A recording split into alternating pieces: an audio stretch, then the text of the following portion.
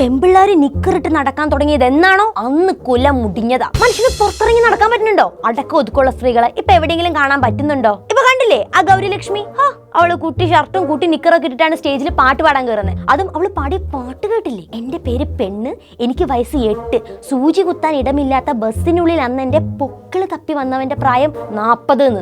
ആഭാസം. അയ്യേ, നമുക്ക് നമ്മുടേതായ ഒരു സംസ്കാരമില്ലേ? അല്ലെങ്കിലും പുരുഷന്മാർക്ക് വേണ്ടി ചോദിക്കാനും പറയാനും ഇവിടെ ആരെങ്കിലും ഉണ്ടോ? പ്രതികരിക്കും. ഈ പാട്ടിനും ഈ പാട്ടുകാരിക്കും അവളെ നിക്കറിനും എതിരെ നമ്മൾ പ്രതികരിക്കും.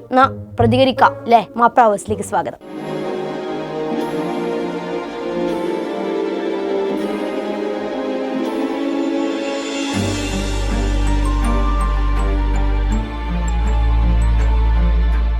ഒരു പെൺകുട്ടി, രമോ അല്ലെങ്കിൽ വേണ്ട, ഒരു വ്യക്തി അയാൾക്കുണ്ടായ ഒരു മോശം അനുഭവത്തെ പറ്റി പറയുമ്പോൾ, പ്രത്യേകിച്ചും ലൈംഗിക അതിക്രമത്തെ കുറിച്ച് പറയുമ്പോൾ, നന്മയുള്ള ലോകമേ എന്ന പാട്ട് കേൾക്കുമ്പോൾ കോരിത്തിരിക്കുന്ന മനുഷ്യത്വത്തിന്റെ ബ്രാൻഡ് അംബാസഡർമാരായ മലയാളികളായ നമ്മൾ എങ്ങനെയാണ് പ്രതികരിക്കേണ്ടത്? തീർച്ചയായും നമ്മൾ അവരെ ആശ്വസിപ്പിക്കുകയോ അല്ലെങ്കിൽ അവരോടൊപ്പം ചേർന്ന് നിലപാട് സ്വീകരിക്കുകയോ ചെയ്യും, ഇല്ലയോ?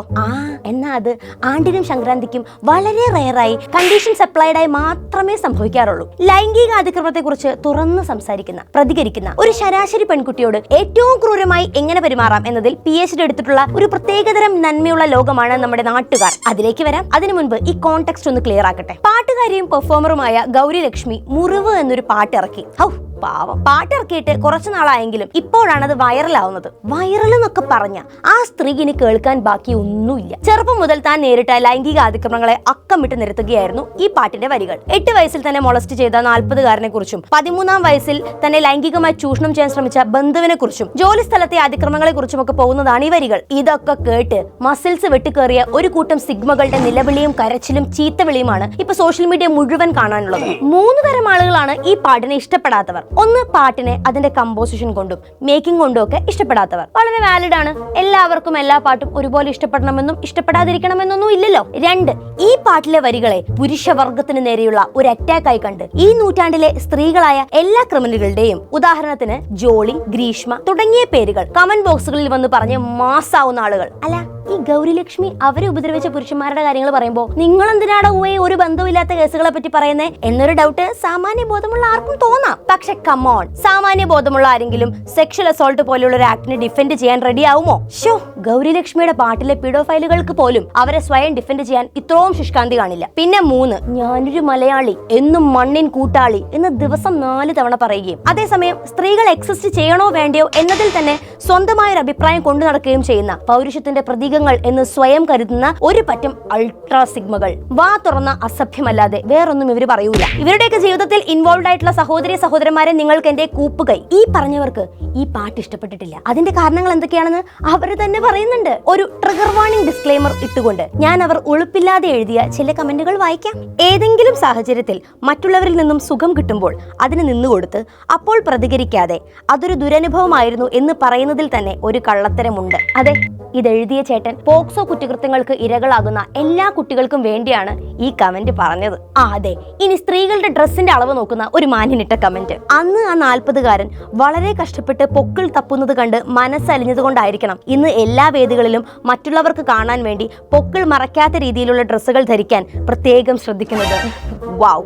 ആണുങ്ങളെ അവഹേളിക്കൽ അവളുടെ ആവിഷ്കാര സ്വാതന്ത്ര്യമാണെങ്കിൽ അവളെ അവഹേളിക്കൽ നാട്ടുകാരുടെ ആവിഷ്കാര സ്വാതന്ത്ര്യമാണ് എന്നങ്ങ് കരുതിയാൽ മതിയെന്ന് ഈ കമന്റ് കണ്ടിട്ട് സമത്വത്തിന് വേണ്ടി വാദിക്കുന്ന ഒരു യോഗ്യനാണെന്ന് തന്നെ നമുക്ക് അനുമാനിക്കാം. പക്ഷെ പുള്ളിക്ക് ഒരു സ്ത്രീ ലൈംഗികമായി ചൂഷണം ചെയ്യപ്പെട്ടു എന്ന് തുറന്നു പറയുന്നത് ആണുങ്ങളെ അവഹേളിക്കലായാണ് തോന്നുന്നത്. ഞാൻ നേരത്തെ പറഞ്ഞില്ലേ, വർഗസ്നേഹം. കുറെ കൊല്ലം മുൻപ് നടന്ന സംഭവം ഇപ്പോൾ ആവിഷ്കരിക്കാൻ തയ്യാറായത് താങ്കളുടെ നന്മ കൊണ്ടല്ല, റീച്ച് കിട്ടാനും അറിയപ്പെടാനുമാണ്.